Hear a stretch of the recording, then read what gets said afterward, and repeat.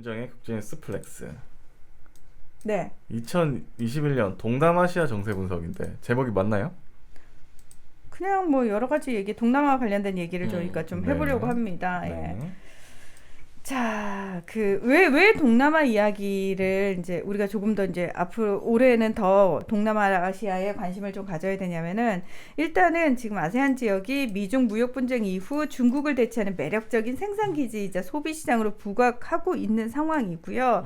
그리고 문재인 대통령이 2017년 11월에 사람, 번영, 평화 3P 전략을 핵심으로 신남방 정책을 공식 천명을 합니다. 그러니까 이게 간단히 얘기하면 뭐냐면, 아세안 국가들과의 협력 수준을 좀 높여가지고 지금 우리가 주요 국가라고 하는 미국, 중국, 일본, 러시아 이 주변 4강국 수준으로 끌어올리는 것이 목표인데요. 그래서 대통령 직속 기구인 정책기획위원회 산하 특별위원회로 신남방 정책 특별위원회가 만들어졌어요. 그래서 지금 굉장히 활발하게 활동을 하고 있고요.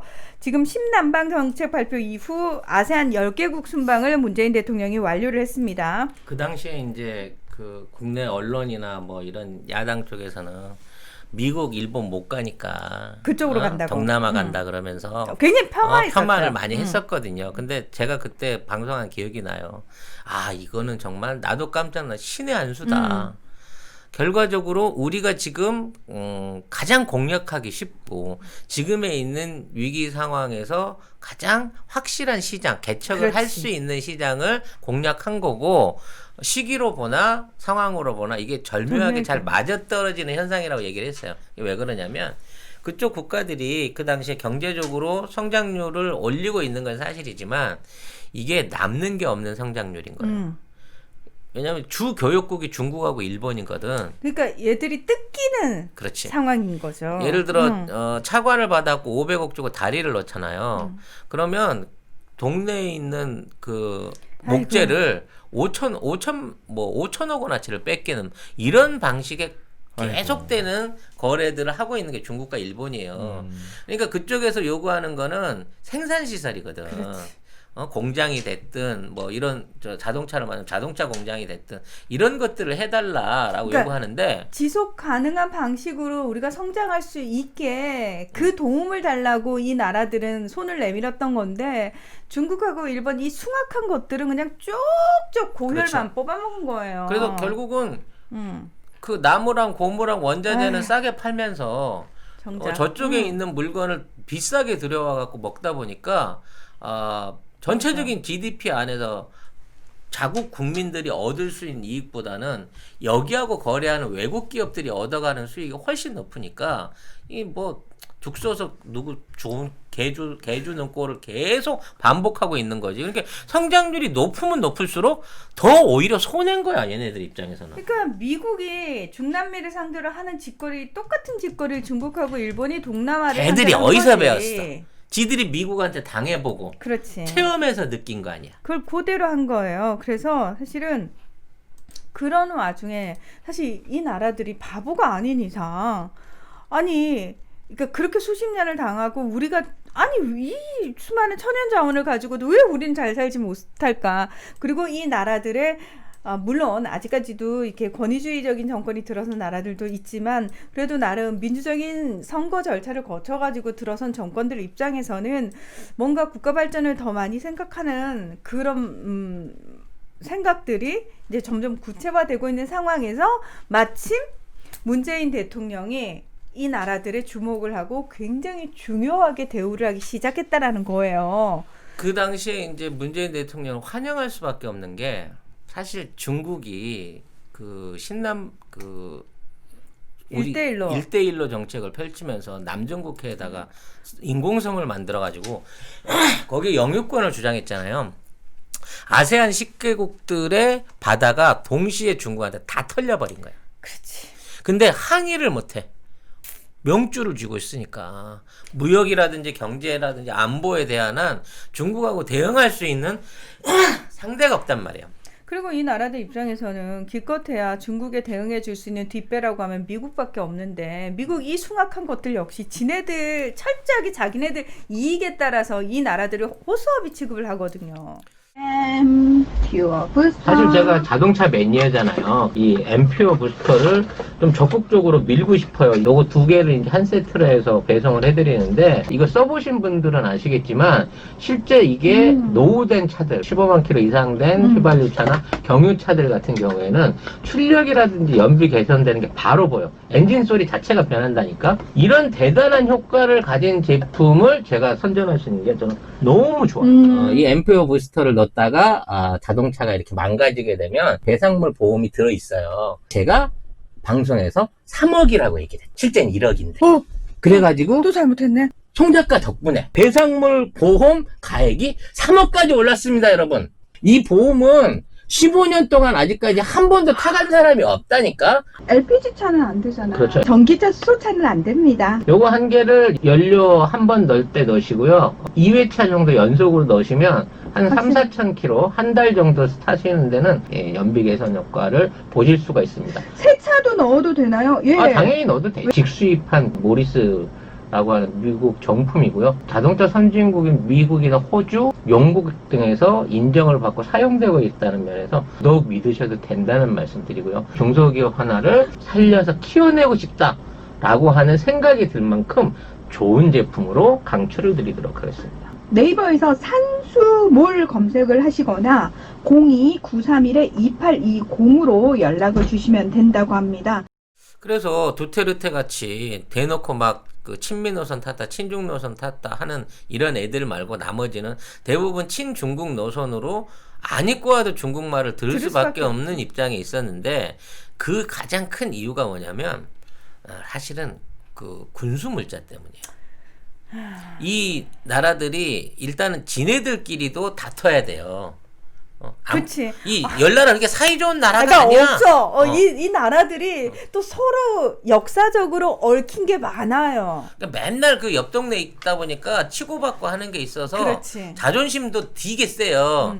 그래서 내가 다 져도 태국한테는 이겨야 돼. 그렇지. 베트남은 이런 느낌인 거고. 맞아. 또 베트남 입장에서는 내가 그래도 형님인데 인도네시아 이것들이 돈 좀 벌었다고 나를 무시해? 뭐 이런 게 있고, 뭐 요런 것들이 다 뭉쳐져 있는 거야. 그렇기 때문에 아세안 19개국이라고 이렇게 뭔가 조합은 돼 있지만 이거를 연결하고 사이좋게 교류할 수 있는 여건은 아예 안 돼 있는 거고, 그 와중에 첨단 산업 분야는 일본이 다 독식을 하고 있고 시장의 60%를 장악하고 있으니까 화교 자본을 비롯한 어떤 뭐 원자재 수출이라든지 아니 소비재 수출은 중국에다 의존을 하고 있기 때문에 이 사람들은 사실상 어디 벗어날 수 있는 미래가 없는 상황이었다는 거지.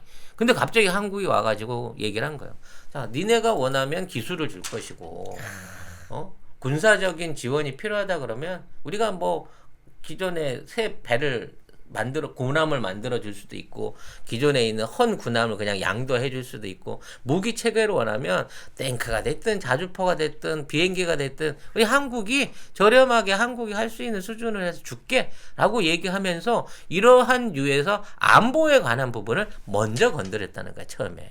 게다가 한국은 한류를 통해 가지고 일단 문화적으로 친근해진 나라인데다가 그러니까 소프트 파워를 통해서 접해본 한국이, 이전에는 소프트 파워를 접하기 전에 한국은 잘 몰랐던 나라, 또는 일본을 통해서 접하게 된 한국에 대한 이미지밖에 없었다면, 직접적으로 다이렉트로 한류라는 소프트 파워를 통해서 접해본 한국이라는 나라는 너무 눈부신 발전을 한 나라인 거야.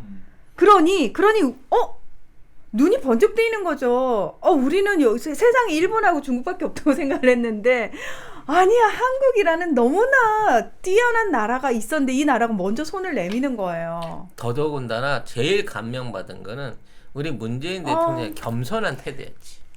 이게 우리도 왜 어느 나라의 대선이 돼서 대통령이 누가 됐다 그러면 그 대통령의 이력이 쫙 나오잖아요.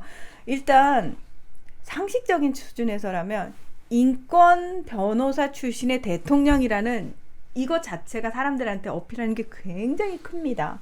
그리고 문재인 대통령이 어떤 인생을 살아왔는지 다른 나라에서 모르겠냐고 외신들이 앞다투어 보도를 했을 거라고요. 그러면 와, 저렇게 훌륭한 대통령이 나온 나라야. 근데 그 대통령이 거만하지도 않아. 심지어 쉽게 말하면 걔네들 국가는 대부분이 군부 쿠데타나 그렇지. 군부 세력들이 나라의 정권을 다 쥐고 있어요. 인도네시아 대통령도 민선이라고는 하지만 사실은 다수당의 힘은 군부가 다 쥐고 있거든. 군부 플러스 강경 이슬람. 그래서 이런 분위기가 있기 때문에 이제 문재인 대통령을 만나갖고 같이 회담한다는 거, 한국하고 뭔가 정상회담을 한다는 것만 갖고도 지들은 우표 찍어서 자랑할 일이었던 거야. 그렇지, 맞아. 근데 원래 그런 사람들이 오면 와갖고 한복 자랑이나 좀 하거나 두유노 싸이 하고 가기가 보통인데, 부끄러워. 두유노 BTS에서 그칠 뻔했어. 부끄러워. 근데 이 양반은 가갖고 직접 자기 교민들이 있는데 일하는 현장 가서 확인하고, 자기네 문화재들 찾아가가지고 복원하는데 도움 주는 거 얘기해주고, 필요한 게 뭡니까? 어떻게 도와드릴까요? 이런 부분에 대해서 약속을 지키는 거야. 이러이러한 부분에 대한 걸 지원하겠습니다. 그럼 바로 그 다음날 한국에서 실무자가 와. 누구처럼 MOU 써놓고 간 다음에 아무것도 안 하고 먹튀하진 않아. 그냥 먹튀하고 성과만 막 갖다 부풀린 사람하고는 다르거든. 차원이 다르시. 그렇게 되다 보니까 한국은 믿을 수 있는 상대다라고 해갖고 굉장히 많은 도움들을 받았어요.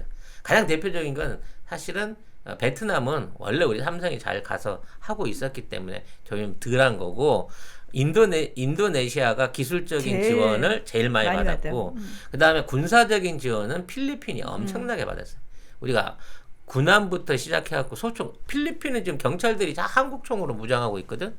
거기 들어가 있는 지금 그 국방 무기들, 각 군함에 들어가는 포부터 기관포, 탱크, 장갑차 전부 다 한국산이에요. 심지어는 그거를 받아서 쓰는 반군 게릴라들도 한국산 포터에다가 5톤짜리 막 5톤 3톤 되는 중기관총이나 막 야포 실어가지고 그걸 그래갖고 봉고르긴이라고 부르더만, 그 트럭에다가 1톤 반짜리 트럭에다 3톤이 넘는 무장을 해갖고 그걸 몰고 다니면서 장갑차 대용으로 쓸 정도니까. 그만큼 그쪽 지역에 단기간에 굉장히 많은 영향을 미쳤고 교역량도 엄청나게 늘어나기 시작했다는 거죠. 네.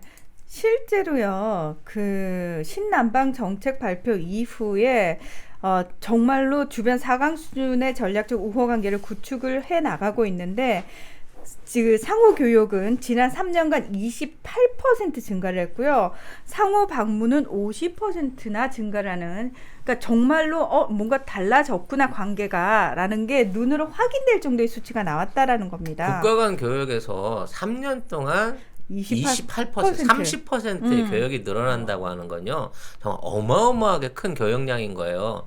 물론 우리나라 전체의 교역량으로도 크죠. 왜냐하면 이제는 이 동남아시아 시장이 이 교역량이 단일 중국을 뛰어넘었어요. 그렇죠. 중국하고 우리 무역 거래가 하는 것보다 이쪽 10개국하고 하는 게 커요. 근데 우린 전혀 모르고 있잖아.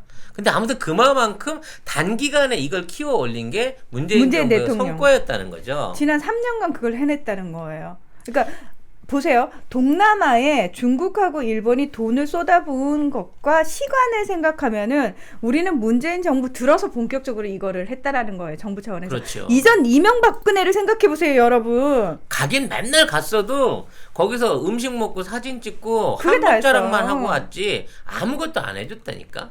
근데 이거를 이루게 될 수 있었던 거는 대통령이 실질적으로 실무진을 보내가지고 저쪽은 아무것도 못하니까 처음부터 끝까지 다 가르쳐줘라.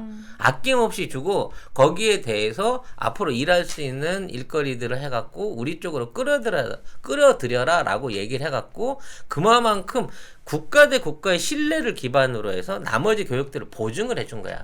그전에는 보증을 안 해주기 때문에 특히 이슬람 애들이 약속을 안 지키거든요.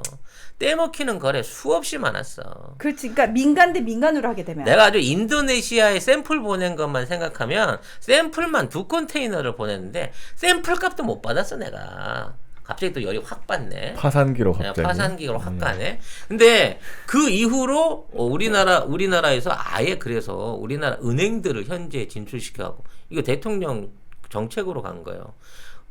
걔네들 달러 없어요. 미국이나 일본이나 중국 같은 경우에는 지네들 물건을 다 팔면서 달러로 바꿔오라 그래. 그 없다 그러면 달러를 지가 꽂어.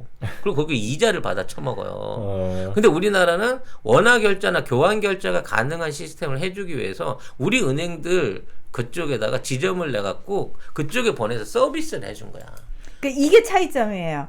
지금 정말 달라진 게 뭐냐면은 이거는 사실 기사로 워낙 많이 나왔는데 우리 국민들이 눈여겨보지 않아서 그런데 산업은행, KB국민은행, IBK 기업은행, 신한은행, 우리은행 그러니까 정말 우리나라의 그 대다수 그러니까 주류 금융권이 다 미얀마를 비롯한 동남아 곳곳에 지점을 개설을 하고 본격적인 시장 공략에 이미 나선 상태거든요. 이게 상상을 초월한다는 거예요. 그냥 정부 대 정부가 약속을 해서 어떤 상징적인 차원의 교류만 한다는 것이 아니라 실질적으로 말씀하신 것처럼 기업 대 기업이 정말 신뢰관계 아래에서 서로 교역을 할 수 있게 금융까지 다 완벽하게 들어갔다라는 거예요. 그래서 가장 중요한 문제가 거래 안전성하고 교환할 수 있는 돈을 확실하게 받을 수 있느냐의 문제인데 그쪽은 그쪽이 지정하는 은행이 있어도 못 믿잖아. 그렇죠. 어? 그게 문제죠. 그 시스템을 못 믿기 때문에 야 우리가 아예 은행 지점까지 세워줘라고 해가면서 예. 거래를 만든 거란 말이지. 그렇죠. 대단하다. 그러니까 이게 실무적인 노력인 거야. 그러니까 금융권이 들어갔다라는 거는 정말 대한민국이 우리와 교역을 앞으로 지속적으로 할 생각이 있구나라는 신뢰가 팍팍 생기는 거잖아요. 그럼 뭐 지금 그래서 베트남도 그렇고 뭐 말레이시아나 인도네시아 같은 경우에도 금융센터 같은 것들은 이제 한국 은행들한테 몰아주고 그 안에서 이제 어떤 본인들 뒤떨어져 있는 이런 것들을 개선하는 그 금융 유통 산업을 개선하려는 노력들을 하고 있는데 이게 이제 불과 한 3년 전에 이루어지게 되니까 그렇지. 바로 이제 이렇게 되면 안 되는데 하고 위기 의식을 느낀 게 일본이랑 중국이었다는 거지.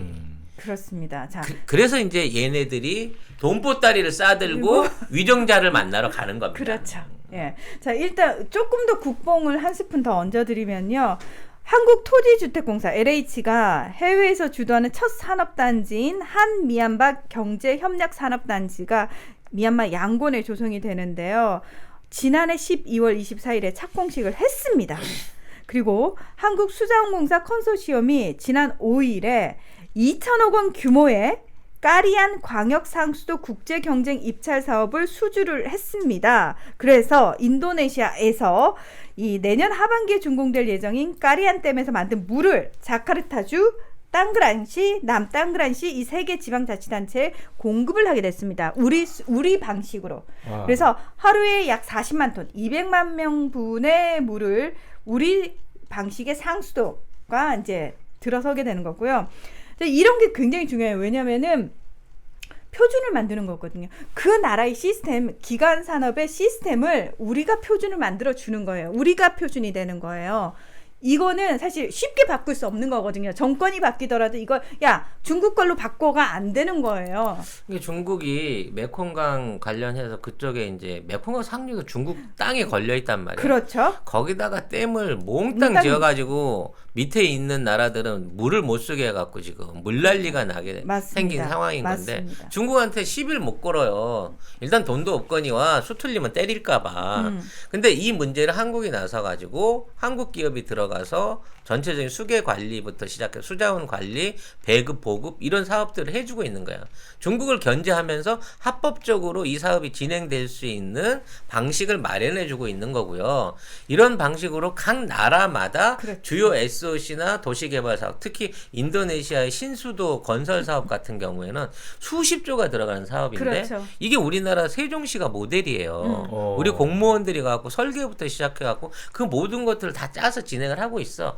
이런 걸 하고 있는 상황이기 때문에 그동안은 그냥 뽑아만 먹던 애들이 갑자기 도와준다고 돈을 싸들고 쳐들어간 거예요. 아유, 왕유 외교부장이 새해 밝자마자 어디로 가셔서 바쁘세요, 그분. 동남아도 또 한 바퀴 쭉 도셨거든요. 그리고 지난해요. 농식품 수출이요. 이 신남방 지역에서 2018년보다 8.4% 증가한 13억 9,500만 달러를 기록해서 처음으로 일본을 제치고 1위에 올랐습니다. 쉽게 말해서 우리나라 채소나 과일들이 다 동남아로 예, 수출이 돼요. 현지 과일보다 4배 이상 비싸고 일본이나 중국산보다도 2배 이상 비싼데 아니구나 거꾸로 할까 현지보다 2배 비싸고 수입산보다 4배 이상 비싼데도 한국 거만 찾는 거예요. 이렇게 심지어 딸기까지 다 수출이 돼요. 이거는 언론의 기사에 나오는데 문제는 뭔지 아세요? 이게 문재인 정부의 신남방 정책으로 인해서 사실은 문재인 대통령으로 인해 우리나라의 국격이 높아져서 이 모든 게 가능해진 건데 언론에서는 그 부분은 다 드러내고 기업이 확장 잘하고 있고 그렇지. 기업이 잘하고 있고 이 시가 잘하고 있고 뭐 이런 식으로 기사를 그럼 써낸 거예요. 잘했으면 왜 갑자기 지금 3년 만에 잘 되는데 그전에는 안 되다가 그래서 지금 중국 애들은 우리나라 그 과일이 너무 그 자기네 시장을 파먹으니까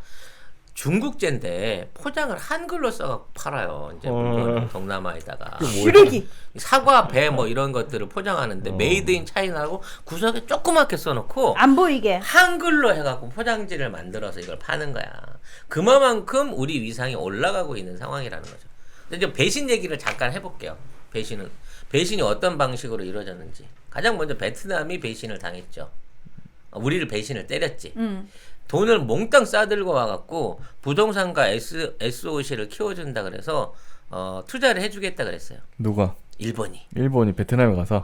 그래서 미쓰비시 쪽에서 금융을 대가지고 하노이시에다가 우리 흔히 하는 얘기 F1 경기장 짓고 거기서 국제 F1 사업하고 그 F1 경기장 도로를 건설하면서 그 주변에다가 복합 오피스 단지와 관광 리조트 이런 것들을 만들자. 여기에 들어가는 모든 돈은 일본이 차관으로 해줄게.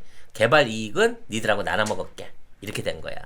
그러니까 이제 눈이 빡 돌아가지고 걔네들하고 사업을 시작했다가 뭘 쳐맞았다? 코로나를 쳐맞은 거죠. 그래서 F1 대회는 날라갔고 거기로 들어오기로 했던 투자 자본도 날라가다 보니까 여기를 기대하고 말하자면 뭐 일본 사람들을 막 받아들이고 독일 기업인들 불러들여서 거기다 경기장 짓고 들어간 돈이 어떻게 됐다? 다 허공으로 날라갔다는 거지. 그래서 돈들이 날개 달고 막 날아가는 거야. 근데 F1 경기장은 안 돼도 부동산 개발하기로 한 건 돈을 좀 줘야 되지 않니? 그러니까 야 코로나나 끝나고 나서 줘야지. 그게 되겠어? 라고 하는데 베트남이 일방적으로 우리는 코로나가 없어 라고 정식 선언을 해놓고 없으니까 니들이 들어와 갖고 빨리 이걸 지어 라고 얘기를 하는데 그런데도 일본은 약속을 완전히 어겨버리고 그 돈에 대한 투자를 못하고 있는 상황에서 스가가 들어오시고 더 이상 발렸잖아 이재용한테. 더 이상 돈도 없는 상황이 되다 보니까 그리고 이제 이미 한번 삐진 삼성이 야 우리 이거 여기 생산 시설 갖고 인도 갈 거야 그랬더니 붙들고 어떻게든 도와줘 해달라는 대로 다 할게라고 열심히 얘기를 했으나 또 우리 또 그 재용이가 승질이 더러워요. 진짜 성깔 더럽대. 한번 자기한테 이렇게 찍힌 거는 그 꼴을 안 보거든. 과감하게 뻥 걷어차 버렸어. 그래서 어떻게든 이재용이 불러가지고 진짜 뭘 대접해서라도 이 삼성하고의 관계를 복원해야 되는데 이재용이 어떻게 됐지? 감옥에 가버린 거지. 철컹철컹. 베트남은 돌아버리는 거야. 인도네시아 가서 뭔 짓 했는 줄 아세요? 인도네시아 우리나라한테 잠수함 세척부터 저기 전투기까지 다 하기로 한 거 아니야. 근데 그걸 갖다가 자꾸 찝쩍찝쩍하면서 잠수함 우리 거 사라고 싸게 준다고. 누가? 중국이. 이미 이제 태국한테 그걸 한번 시전을 했어요. 태국에 군함 2척을 팔았는데 군함이 물이 새. 앞으로 안 가.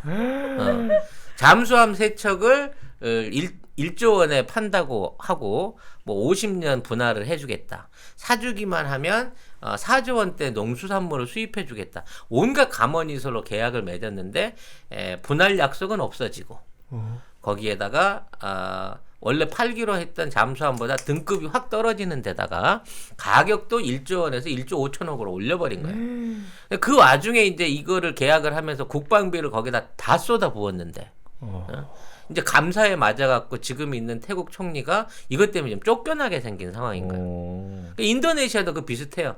새로 들어온 국방장관을 수석 해갖고 잠수함을 취소를 시켰어요. KF-X 안 한다 그래갖고 뭐 라파를 사느니 뭐 유로파이터를 사느니 아니 미제 F-16을 사느니 그러고 막 돌아다니면서 국방 예산 갖고 쇼핑질을 하는 거야. 막 다른 나라에 대접 받을 거 아니야. 내가 전투기 20대 사러 왔는데 얼마나 대접을 잘해서 더군다나 중고를 사러 오셨대는데 막 이렇게 대접을 받으면서 돈지랄을 하는 동안에 지금 인도네시아하고 우리하고 추진되고 있었던 2차 전지 산업단지. 인도네시아 니켈, 코발트가 많이 나거든. 그렇죠. 그 나라에서 2차 전지 사업을 하면 전 세계의 배터리 시장을 다 먹어버릴 수가 있는데 그걸 하려면 현대자동차하고 LG화학이 들어와야 되는데 그렇죠. 투자를 안 해주는 거야 이제. 누가? 우리나라에서 우리나라에서 뭘 믿고 해주겠냐고.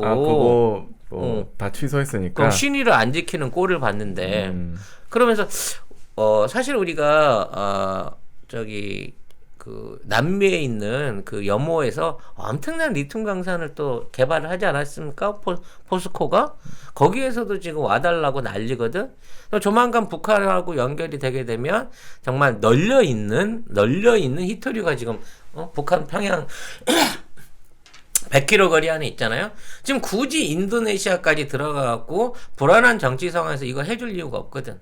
우리한테 수도 관련된 그 수도 이전 관련된 사업 다 준다 그래 놓고 기술은 다 빼먹고 계약은 일본 회사랑 중국 회사랑 하고 있는 요런 쓰레기 같은 나라를 도와줄 필요가 있느냐라고 해서 그걸 꺾어버리는 거예요. 문제는 이걸 꺾어서 우리가 손해나는 게 아닙니다.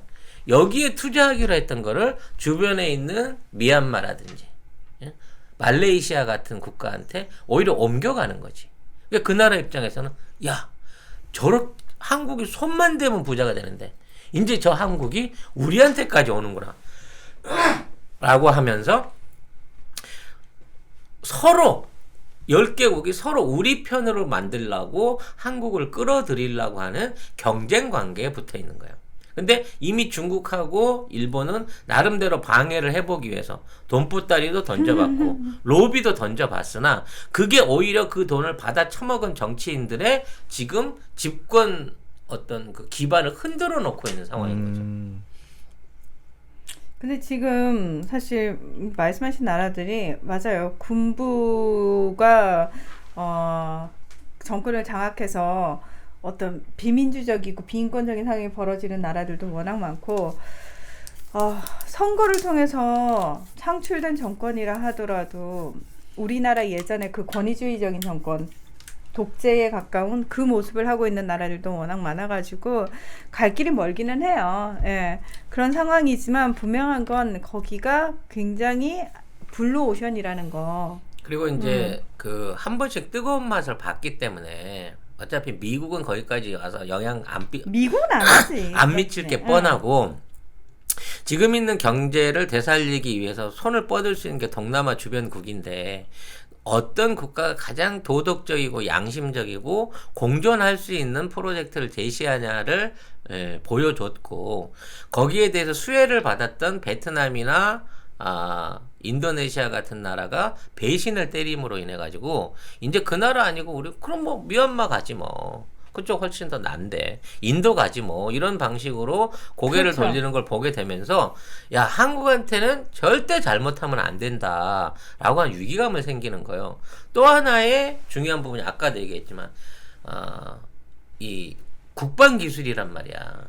한국산 무기를 사서 운영하는 나라하고 한국산 무기를 쓰지 않고 싼 맛에 중국산 사서 쓴 나라하고 지금 어떤 경쟁력의 차이가 천양지차로 벌어지고 있는 상황이기 때문에 앞으로 이 부분 안에서 헤게모니가 커져요. 앞으로 동남아에서 가장 중요한 한국 제품은 자동차나 가전제품도 있겠지만 군수 무기 쪽에서 동남아 시장이 엄청나게 커질 상황이라는 거야. 왜? 걔네들은 지네들끼리도 싸워야 되지만 공동의 적인 중국 해군이 있거든. 그래서 한국의 어뢰나 한국의 미사일이나 한국의 군함이나 자주포나 이런 것들을 간절하게 원하고 있는 거예요. 다른 나라에서는 안 파니까. 그리고 우리나라 뭐 자주포 같은 경우에도 굉장히 성능이 좋아서 그럼요. 유럽에도 수출을 하고 지금 다 우리 걸로 바꾸고 있다고 사실 그러더라고요. 인도가 이번에 중국하고 포병이었지. 네, 포병이었어요. 중국하고 이 국경 전투를 하는 데 있어서 지금 이제 중국 애들 쫓아냈잖아요. 그 역할을 K9 자주포 그러니까. 현지 K9. 생산한 라이센스 K9 자주포가 그걸 해낸 거예요. 둘이 포격전 했는데 명중률이 95대 35야. 그 상대가 안 된다고 그러더라고요. 포격전이 안 되는 거야 기본적으로. 그러니까 중국 애들이 물량만 그럴싸하게 떠들었지 한국계 최고다 이렇게 돼버린 거고. 지금 우리나라가 공유해준 그 필리핀에 공유해준 30년 된 선박이 있어요. 우리가 그 선박 딱 달아주면서 어뢰, 국산 홍상어 어뢰 발사관 2정 딱 놔줬거든. 근데 그동안 그 필리핀 배들은 무장이 없었어 기관총 말고는. 그러니까 맨날 바다 거기에서 남중국해 안에서 만나면 중국 배들이 분명히 필리핀 영해인데 들어와고 깝죽깝죽 했단 말이야. 개운하게 어뢰 딱 조준해서 탐침문 들려주니까 아 뜨거라고 도망간 거 아니야.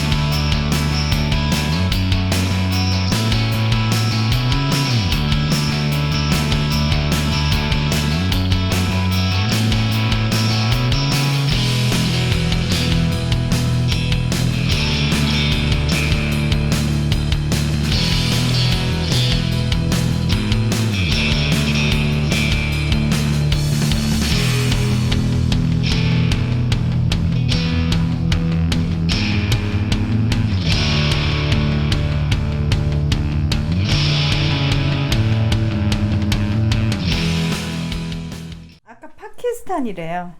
중국이 아니고 뭐가? 인도 대 파키스탄. 파키스탄 사람들이. 아, 그건 인도하고 파키스탄은 고정적으로 싸우고 있는 거고 국경 최근에 지역에서. 중국하고 인도하고 국경선 안에서 막 서로 몽둥이 들고 육박전하고 막 이 난리를 쳤단 말이에요. 그 중국이 관우창 같은 거 이렇게 들고 가지고 휘두르고. 응? 그 몽둥이에다 못 글쎄, 박아갖고 못 박아가지고. 하고 그러니까 무서워. 중국이 인도 이쪽에서 막 그 티벳 용병 쓰고 그러니까 저쪽에서 격투기 선수 보내갖고 맞짱 뜨고 이 난리를 쳤었거든. 근데 그 중국과 인도 간의 국경 갈등을 사실상 해결한 게 바지라라고 불리는 인도에서 라이센스 생산한 국산 자주포였다는 얘기예요. 네. 그 얘기를 합니다. 예. 네. 아무튼 아이고. 이마만큼 영향력이 커요. 한국의 영향력이. 그리고 우리는 그만큼 영향력을 공유하고 있기 때문에 어느 쪽에도 손 잡으면 이득이지만 손 안 잡으면 니들 손해라고 하는 부분이 있단 말이에요. 근데 중국이나 일본은 이걸 절대 줄 수가 없어. 기본적으로.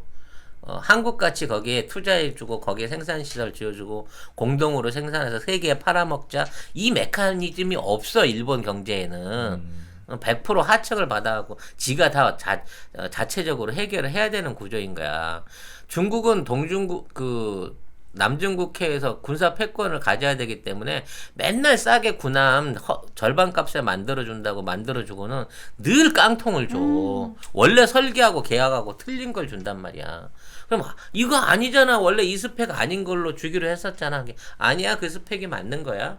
설계해갖고 만드는 과정 중 조금 변형만 있었지 그게 맞아 라고 하지만 실제적으로는 전력에 아무 도움이 안 되는 것만 준다는 거지. 깡패도 아니고 무슨 아이고. 양아친 거지. 네. 네. 지금 현재 인도네시아에서는 사실 일본 도요타가 1971년에 현지 법인을 설립하고 제일 먼저 들어가 있었거든요. 그래서 지금은 자동차 판매 실적의 98%를 장악을 하고 있대요, 일본이. 근데 문제는 뭐냐면 일본은 전기차가 안 돼요. 그래서 현대자동차가 이제 전기차와 관련해 가지고 올 12월에 사실 생산 공장이 이제 만들어지거든요. 인도네시아 자체에. 그래가지고 일본 애들이 어떤 식으로 방해를 하냐면은 인도네시아 정부를 상대로 전기차로 바로 가면 야 그거 감당 안 된다고 니들이 이러면서 하이브리드를 해야 돼 이러면서 계속 정부를 돈 먹여가면서 설득을 하고 있지만 사실 그 인도네시아 정부가 바보가 아닌 이상 하이브리드를 굳이 할 필요가 없다라는 거죠. 그럼 남미에서도 지적을 했습니다만 지금 있는 동남아시아가 못 사는 이유는 그 정권이 부패해서 그래요. 정권 그다음 기득권들. 결국 그 동남아시아 안에 기득권으로 불리는 돈 많은 애들은 다 화교고요. 그렇지. 그 정치를 쥐고 있는 애들은 군부란 말이에요. 얘네들의 이익 집단들이 서로 결합을 해 있기 때문에 국민을 위한 정책, 국민을 위한 어떤 법안, 어떤 국가의 어떤 방향성이 전혀 나오질 않아. 그 우리 이명박근혜 정권 때 걔들이 딱 그랬잖아. 우리 국민을 위한 정치를 한 번도 한 적이 없어 이명박근혜 때. 그러면서 설명은 그럴듯하게 하지. 응? 우리가 이러이러한 국익을 위해서 이런 사업을 추진하네. 잠깐만요. 응? 지금 우리나라 얘기 아니죠? 뭐 그런 식으로 네. 얘기를 하면서 지네들끼리 이 정권을 살려왔다는 거야. 근데 지금 당해보니까 국민들이 당해보니까 지금 코로나 사태에 있어서 거짓말하고 제대로 방역 조치도 안 취해주면서 없다 그래. 그러니까 지금 베트남은 완전 청정 지역이고 태국도 자기들이 청정 지역인데 거기서 병 걸려서 쓰러지는 사람은 이거 코로나 아니야. 그냥 열감기야. 라고 하면서 개무시를 해버리는 상황인 거거든. 뭐 그렇게 하지 않으면 관광객들을 받을 수가 없고. 그렇죠. 관광객은 지금 계속 받고 있거든요. 관광객을 받아가지고 어떤 희생이 생기더라도 거기서 돈이 안 떨어지면 국가가 운영이 안 되는 지경에 가 있는 상황이라는 거죠. 저런 방식으로 국가를 운영하게 되면 결국 국민이 그 희생을 다 받아들일 수밖에 없게 되는 거예요. 그리고 나중에 이게 심각한 지경에 가서 이제 도저히 해결할 방법이 없다 했을 때는 또다시 한국을 찾을 수밖에 없게 된다는 거지. 과연 그때 가서도 이 배신자인 베트남과 인도네시아 이런 국가들을 선의로 다시 받아줄 것인가? 그건 뭐 우리 정부의 선택이긴 하겠지만 어찌 됐거나 앞으로 그렇게 만만하게 당할 지역이 아니고 지금 있는 코로나 상황이 정리되기 전까지 올 한 해 동안은 굉장히 많은 고통을 겪을 수밖에 없는 상황인 거다. 그리고 이런 상황들이 궁극적으로 뭘 만드냐면 그쪽에 있는 시민들의 불만을 터트리게 되는 뭐 민주화라고 말하긴 좀 그렇고 반정부 시위, 반기득권 시위가 앞으로 지속적으로 일어날 수 있는 지역이라는 거예요. 그러니까 그럴 수밖에 없는 게요. 사실은 지금 그 동남아에 한류가 엄청 퍼져 있는데 이게 무슨 의미냐면은 거기 있는 젊은 친구들은 10대들은 이미 다 SNS와 인터넷에 빠삭하다라는 얘기거든요. 이 친구들이 굉장히 거기를 주로 이제 SNS 활동을 하고 인터넷 사용을 원활하게 하는 친구다 보니까 실시간으로 전 세계 상황을 알잖아요. 그러면 자국의 상황이 얼마나 처참한지도 이미 너무 잘 알게 된다는 거야. 이게 사실은 반정부 시위를 불러일으키는 추동력이 된다는 거예요. 태국이 1년 넘게 반정부 시위가 계속됐는데 거기서 우리나라 그 걸그룹, 아이돌 그룹들의 노래가 나오잖아요. 그게 무슨 의미인데요? 그러니까 그 왕실 모독죄가 아직도 존재를 하고 있는 태국 그 무시무시한 곳에서도 10대들이 먼저 나서가지고 이 나라를 민주적으로 개혁해야 된다라는 목소리가 나오고 있거든요. 근데 이게 저는 제가 봤을 때는 10대들에게 한류를 통해서 그 한류를 퍼뜨리는 수단이 되는 SNS와 인터넷이 결국은 그 동남아시아의 민주화를 폭발시키는, 추동시키는 하나의 대단한 기폭제가 될 수밖에 없다. 앞으로 그 수순으로 갈 수밖에 없다라고 생각을 하는 겁니다. 그래서 지금 동남아에 있는 그 이른바 그들이 말하는 민주화를 원하는 모임들이 우리나라에 자꾸 연락을 하고 있는 이유가 뭔지 아세요? 그렇지. 수출 좀 하지 마세요. 뭐를? 체류탄을. 우리나라가 체류탄 수출할까봐 네, 겁나게 겁을 먹고 있다고 합니다. 좀 안 좋다. 그거 하나 하나가 주로 하잖아요. 그 하나가 그걸로 돈 더럽게 많이 벌었지. 그러니까 요새는 이제 때려쳤고요. 음. 그동안 이제 그 체류탄 이런 것들이 한때 우리나라가 연뭐 100만 발 이상씩 어마무시하게 예, 했죠. 어마무시하게 했는데 어마무시하게. 2013년 14년 이후로 공장이 이제 4개에서 하나로 줄었다고 합니다. 그 공장도 지금은 세정제 만든대요. 왜냐면 우리나라 자체에서 이걸 안 쓰잖아. 그렇죠. 그래서 이게 수출 물량으로 풀어라. 그래서 이제 뭐 우리께 홍콩 간다, 뭐 이스라엘 간다, 뭐 동남아 간다 이런 얘기들이 많았거든요.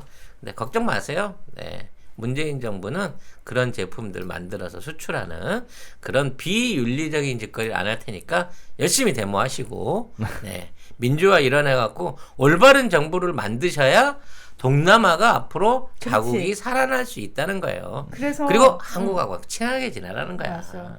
그래서 동남아 같은 경우에는 모델로 삼고 있는 나라가 또 민주화 어떤 운동의 모델로 삼고 있는 나라가 또 우리나라거든요. 특히 이제 5.18 광주 항쟁에 대해서 민주화 운동을 하는 동남아 인권 운동가들, 야권 활동가들은 이미 다 알고 있다라는 거예요. 그래서 올해 광주 인권상이 그 태국의 아논 남파 변호사라는 분이 선정이 되셨어요. 지금 태국의 반정부 시위, 민주화 시위를 이끌고 있는 분이거든요. 그러니까 이미 동남아의 민주화의 롤 모델은 대한민국이 됐고 그걸 더 추동시키는, 더 확산시키는데 우리나라의 그 한류가 엄청난 영향을 끼칠 거다. 애들이 모여가지고요 한류 음악 틀어놓고 거기서 이제 그 플래시몹이죠. 그렇죠. 같이 춤추고 논대요. 그러다 갑자기 데모대로 돌변하는 거지. 그렇지. 네. 그러니까 이거를 저는 사실은 이 부분과 관련해가지고 동남아 지금 군부 정권도 마찬가지고 독재 정권도 마찬가지고 이걸 그냥 넘기면은 큰일 날 겁니다. 아마 지금부터 눈여겨보고 귀담아 들어서 스스로 변화하려고 하지 않으면은 조만간 동남아에서 빵빵 터집니다. 예. 이게 결국은 우리가 촛불혁명을 통해 가지고 우리 정부를 세우고 국민의 단합된 힘으로 갖고 잘못되고 있는 정치나 기득권의 어떤 폐악들을 바로 잡아가는 모습을 보이고 있고 그것들을 본 사람들이 우리도 한국처럼 저렇게 해야 된다 할 수 있을까라고 하는 생각들을 가지고 희망을 품게 된다는 거예요. 네. 미국 같은 케이스나 일본 같은 케이스나 중국의 케이스를 보고 희망을 가질 수 없잖아요.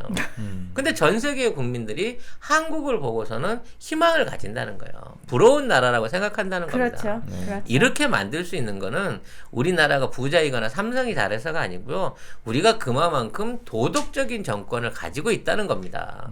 우리가 보기엔 한없이 답답하고 어찌 보면은 너무 순해 터진 무능하다고 보일 수도 있는 조금은 답답하고 원칙을 지키는 정권이지만 이 도덕성과 이 원칙을 지키는 기본이 바탕이 돼서 지금에 있는 성과들을 느리게나마 조금씩 쌓아나가고 있다라는 부분에 대한 좀 자부심을 가졌으면 좋겠어요. 네. 나는 원칙 지키는 사람들을 답답하다. 아이씨, 사이다가 좋은데 나는 이런 식으로 몰아붙이지 않았으면 좋겠어요. 느리게 가더라도 바르게 가야 되는 게 맞는 겁니다. 맞습니다. 내가 손해 보더라도 그게 원칙이면은 따라야 되는 게 맞고요.